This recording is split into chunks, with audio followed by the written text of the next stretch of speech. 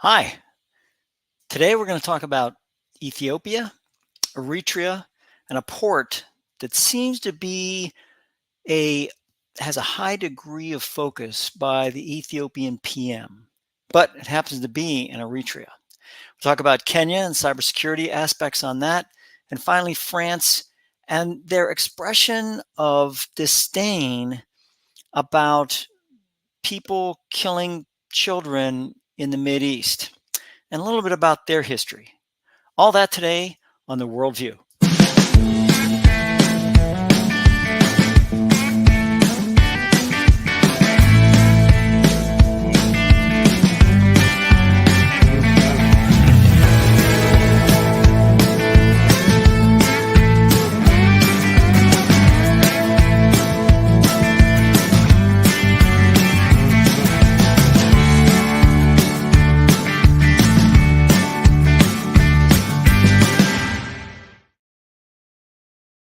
Hi, everybody. Welcome to the Worldview. My name is Chris Greco. For the next 30 minutes, we'll be talking about different parts of the world and things that aren't covered by media within the United States, but are covered in international media like Al Jazeera and BBC, which we'll be focusing on today. The first place I want to go to is Ethiopia. And I think this is really important to understand because right now we're in a situation of hotbed of disturbances. And it's funny that again, I point out very distinctly that what we are balloon squeezers in the United States. A crisis comes up, we got to push it down. Boom, another one comes up, we push it down. Boom, another one comes up. It goes on and on and on and on. We do not think ahead. We do not think strategically. I mean, and just an example on that is right now we're basically overrun with people over the age of 65, and they're saying, "Gosh, we got to do something about that." You know, it wasn't like it wasn't predictable. It wasn't like people were not thinking in the long term. They don't think in the long term. And that's why we're in the situation we're in and will consistently be in the situation we're in, is because we are governed by political appointees. We are governed by people that are at max is someplace around 4 years, maybe eight if the president gets reelected. But basically, they're political appointees. They're shoved into these government agencies. They have no background in government, very, very few years.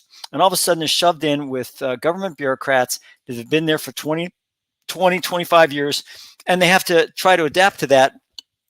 And that's why they call it the swamp type thing, because people are, shoved in there for a period of decades.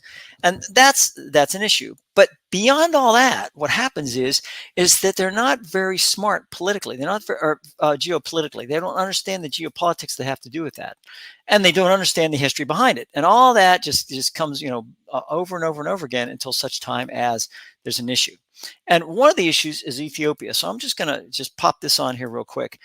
So Ethiopia, back in the 1970s, actually had this whole area here, which is now called Eritrea, and they had all this coastline. They had the entire coastline here. Well, as you can see here, Eritrea, this was in the 1970s, they had a revolt, and then they had a rebellion. Ethiopia tried to put down, couldn't put down. Eritrea rebels went in. They did all kind of issues, blah, blah, blah. Then finally they sought their independence, got their independence, and now they have a country. And look at this. They have the entire coastline of Ethiopia.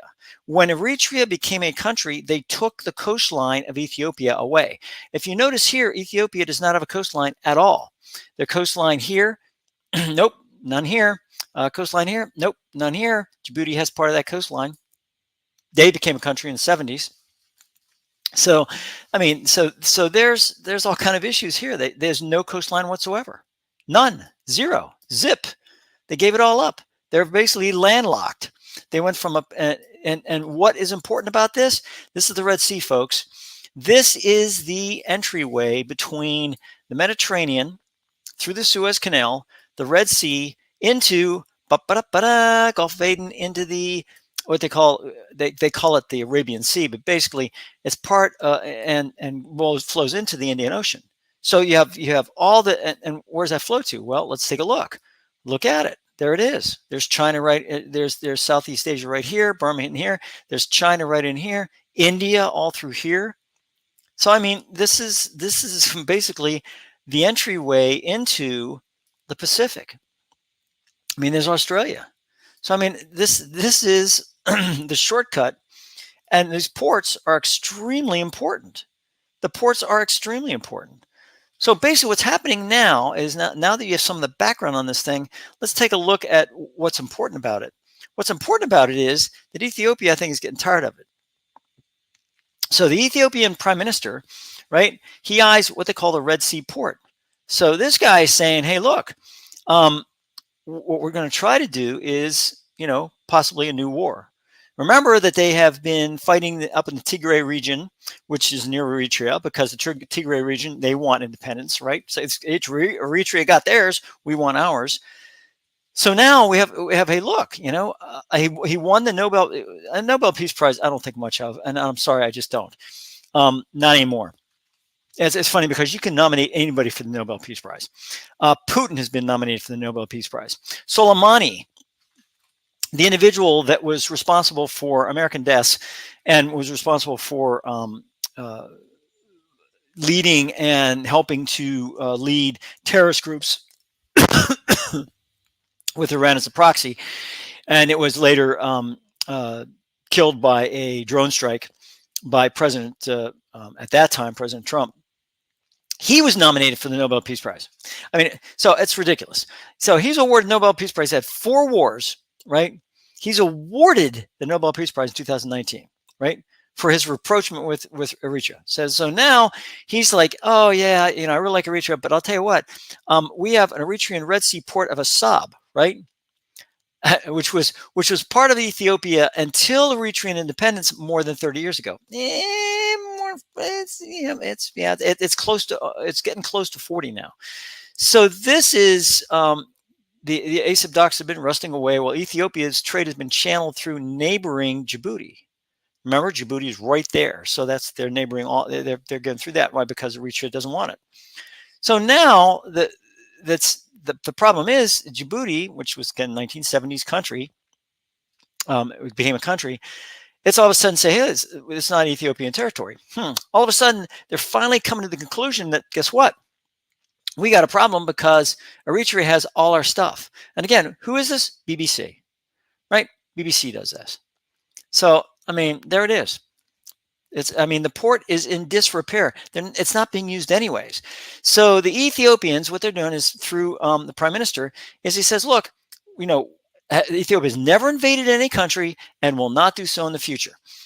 That, my friends, is a misrepresentation, not because they haven't invaded something, but they are going to try their best to do peacefully to get this Assab port. But I'm going to tell you right now, if they can't get it peacefully, they're going to go in and they're going to take it by force. And so we're talking about a possible Ethiopian invasion of Eritrea. And it's funny because, again, we're balloon squeezing at this point.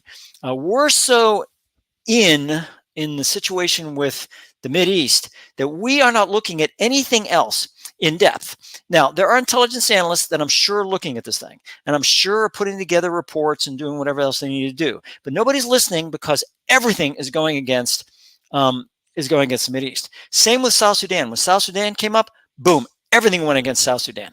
Every single intelligence asset went against South Sudan. And because we're balloon squeezing.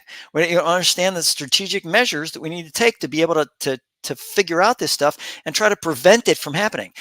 The president and State Department, God bless State Department. I mean, sorry, it's just, I say that very facetiously. The State Department should be contacting Ethiopia PM at this point in time and sitting down with him and saying, look, if you want to get together with Eritrea, let's be middle people and being able to do that. Better us than France.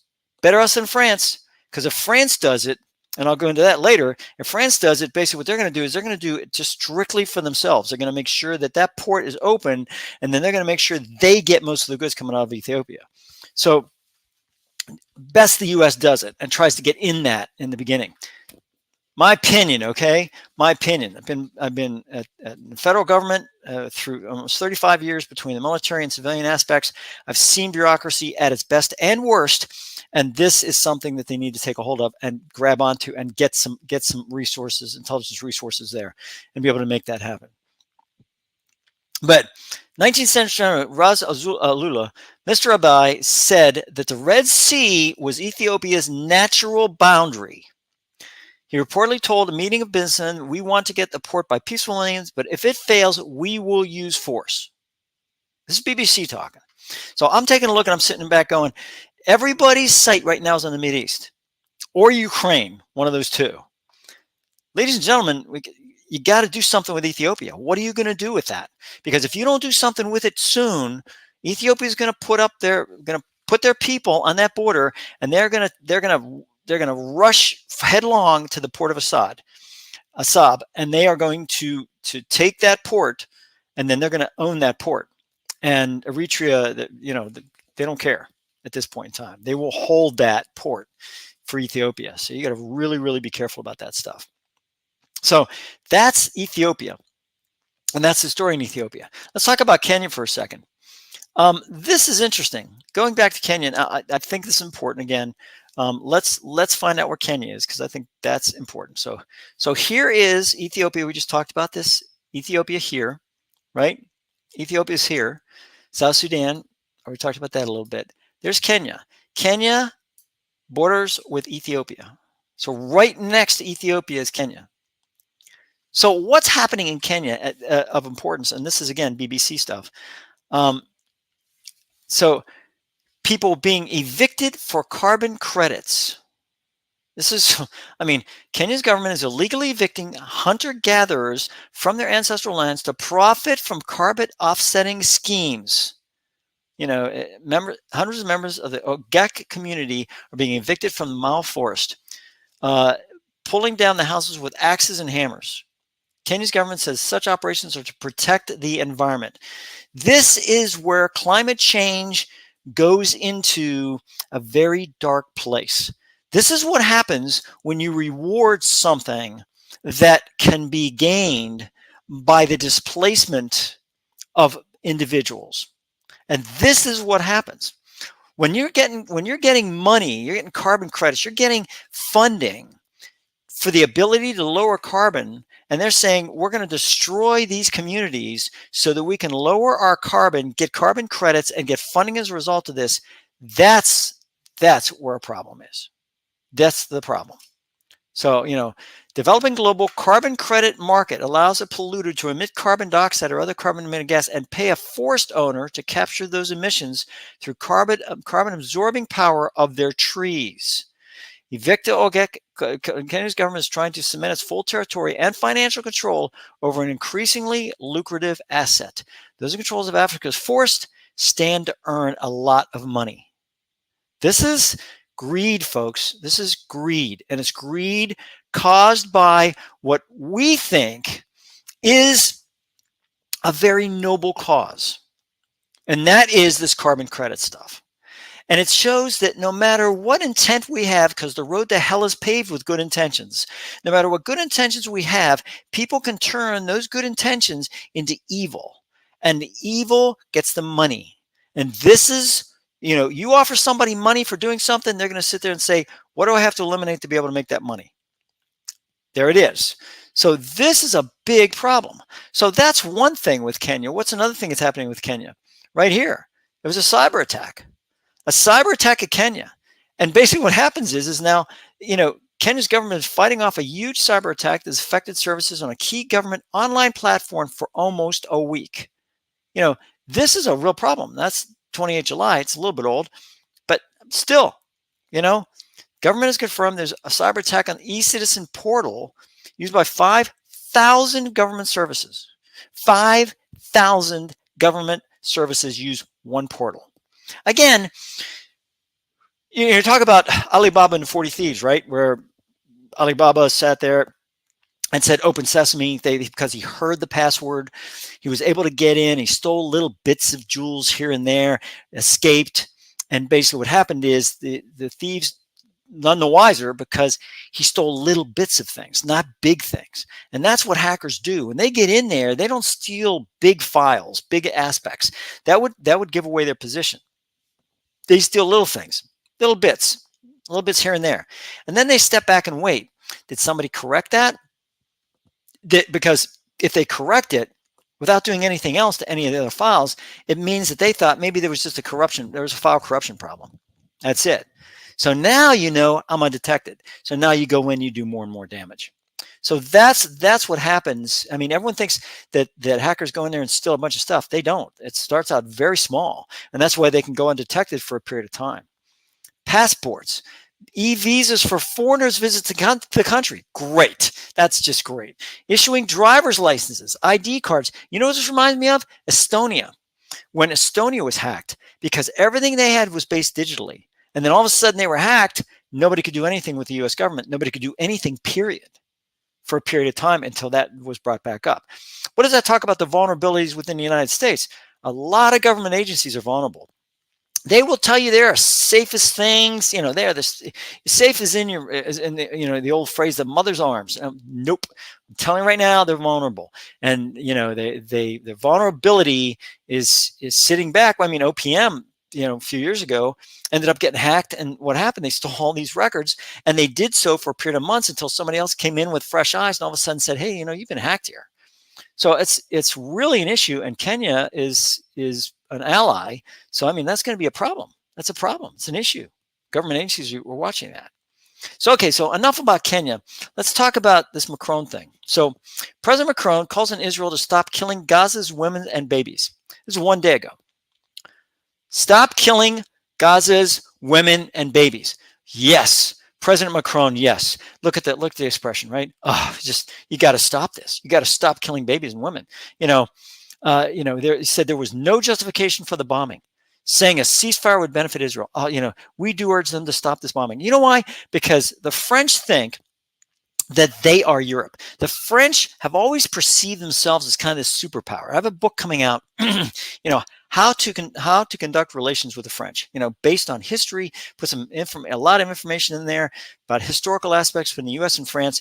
And the book is going to come out probably within the next month or two. But basically it's like, how do we conduct aspects of this? Because the French, honest to God, believe that they are the key to Europe. They're in the continent. The UK is not. So they are the key to continental Europe. They've always felt themselves to be the superpower inside Europe, colonial superpower to boot inside Europe. So they are, that's what it's all about. Most of the countries speak French. In fact, I think it's Belgium, where they have a Dutch side and a French side, and they have to, they have to, so the French Belgium and then Dutch Belgium, it's really interesting how that all works. So if you're going to be an officer in the armed services, you have to know both French, Dutch, and English. So I mean, you have 3 languages you have to be basically pretty fluent in. So this is a situation. So let's talk about this for a second. So is France saying that? Yeah. Do they have the right to say that? Well, probably not. Here's why. France 24 did this. Algeria remembers mass killings under French rule. The French went in and did mass killings in Algeria. Let's see. And this was in 2021. They reported this. Pro-independence protesters broke out after a rally May 8th, 1945. So they wanted independence, right? Nope, didn't want that. The French said, no, they're not going to do that. They shot a 22-year-old man because he didn't lower his Algerian flag. This is France now. This is France. I see French-Canadian flags here in this neighborhood. I see French-Canadian flags here in this neighborhood in North Carolina. You think I'm going to knock on the door and say, hey, look, take down your French-Canadian flag and put up a U.S. flag? That's so it's just not done in the United States. It's free in the United States, democracy, all that stuff. Plus, North Carolina is not a colony of the United States. So told 20,000, 86 European civilians, 16 soldiers killed in revenge attacks, killings, Algerian full apologies, 17, it goes. He also called for help dealing with a toxic waste left behind by 17 nuclear tests France carried out in Algerian desert in 1960s. Yeah, and you know where he got the help for that? You know where France got the help from doing that?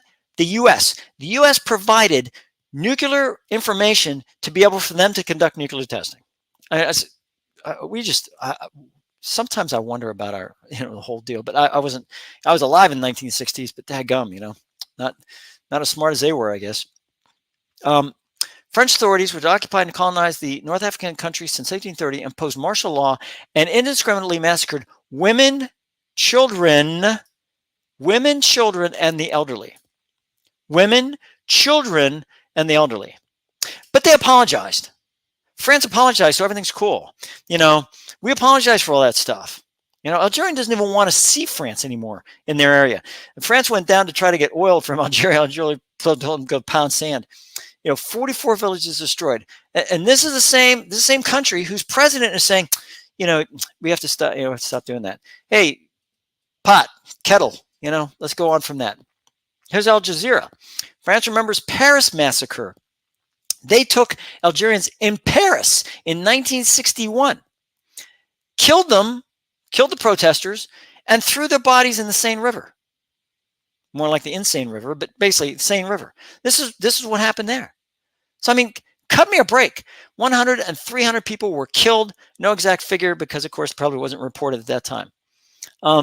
This is because what happened in central Paris was a colonial massacre. One of the characteristics of all colonial massacres in history is that it is impossible to make precise assessments. So again, here we have it, right? So France is saying, stop killing the women and the babies. Stop doing that. That is absolutely insane. Go back in your history, France. Go back in your history. As a colonial empire, remember, who had Jordan at one point? Oh, that would be France. Interesting. Yep. Then we have this one. Last story I'm going to cover. German UN troops in Mali, translators, fear a Taliban-style fate. So Mali, remember, has had a coup, right? So the German UN troops, were there trying to keep peace. Now they have a coup, and it's like, it's gone. And now all of a sudden, the translators for these troops are saying, whoa, what happened to the translators in Afghanistan when the U.S. pulled out? They're in mortal danger. And the translators are saying the same thing. We have a problem here. We have a problem because the translators are going to stay in country. Mali's it's been taken over. There's a coup. What are they going to do with the translators? Right? So are they going to kill them? Kill their families? It's really scary.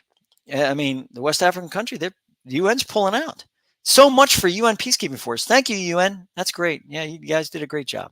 So this is what's going on in that area. So there are tons and tons of things going on in the world that don't seem to be getting covered by the US media. We're more concerned, what are we concerned with? Well, let's go to Google Trends and find out. So, and then I'm going to let you go for the day. Google Trends, right? Let's see what we're more concerned about. So let's see, Google Trends. So we're going to go to Google Trends and we're just going to plug in some of this stuff, right? Let's see. Let's talk about Dancing with the Stars, right? We're going to do that. So we're going to do, we're going to see, what's going on over that. Yeah. Oh, wow. Woo, woo, woo. Look at this. Look at this. Okay. Let's talk about, what do we talk about? Kenya, cyber security. Let's see what that is. It's flatlined. It's flatlined. Okay. So let's talk about, let's remove this one. And let's see, let's talk about, I don't know. Let's talk about, what was it? Golden Bachelor. Let's try that one. Whoa, here we go. Boy, we're almost 100 here, kind of down. Now let's talk about, what are we talking about? Oh, let's see. I don't know. Let's talk about Gaza. Let's talk about Gaza. What are we doing here? Oh, well, there's Gaza. All right, so now let's get rid of this for a second here. And let's talk about Ukraine. Let's talk about Ukraine. What do we have here? Ukraine still up there, but look, that's Gaza. It's overtaken it, Now let's do one last thing. Kardashian.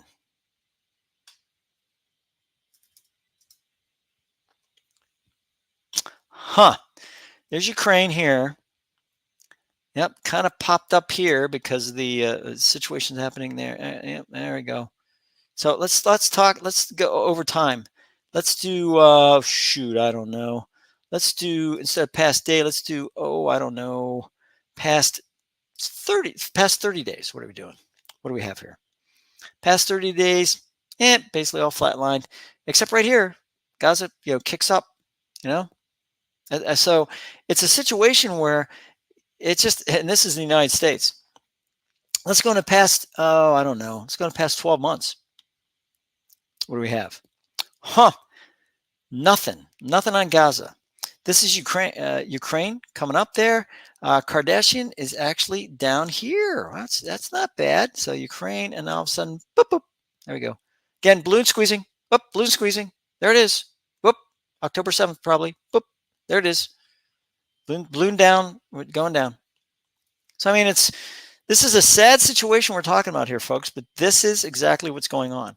So, from a worldview, let's talk about this for a second. Ethiopia, possibly invasion of Eritrea to get a port that is now just not even active. Kenya, basically burning stuff down, which is hilarious.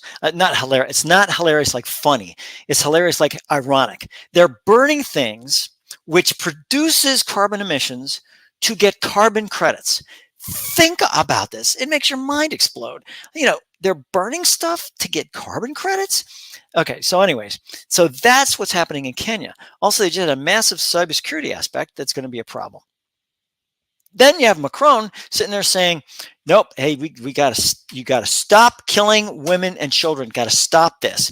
And then you go back to 1961 when they killed people and threw them in a seine. So, I mean, it's, and killed women and children as part of their putting down their independence deal in 1945 when the war ended, of which France collaborated with the Nazis, surrendered and collaborated until basically, and the resistance was very strong there in France until such time as the U.S. and British forces and some Free French forces, we'll throw them in there, went in and basically took France back. And then all of a sudden it was like, we're good. We're with you guys. So all this stuff is happening, and you have to take a look at it from a perspective as to what's going on right now and how that all works. And one more thing that I want to throw in here. In 1966, de Gaulle, who to me was almost a dictator of France, but basically, he was elected all the time, like president for life type thing. De Gaulle said he wanted all the U.S. troops out of France, 1966. He wanted them all out, and he didn't want to be a member of NATO anymore. And Dean Rusk, who was the Secretary of State at that time for the United States, said, "You want all the U.S. troops out? Does that include the ones that are buried there?" So I thought that was really, really well said, because that's when we had Secretary of States that really were good, really, really good. So, anyways. That pretty much does it for Worldview today. And I want to tell you, thank you so much for watching. And please, make any suggestions. I have the email here. Give me some feedback on this stuff. And because I'm out here and I'm looking this stuff up, but I don't know if it's really interesting people, or if there's something else that you want to hear about. If you do, let me know. I'll be more than happy to do an entire show on it if possible. But in the meantime, I will leave you with this. The more that you look introspectively at the United States, the more that you have to have a worldview. Take care.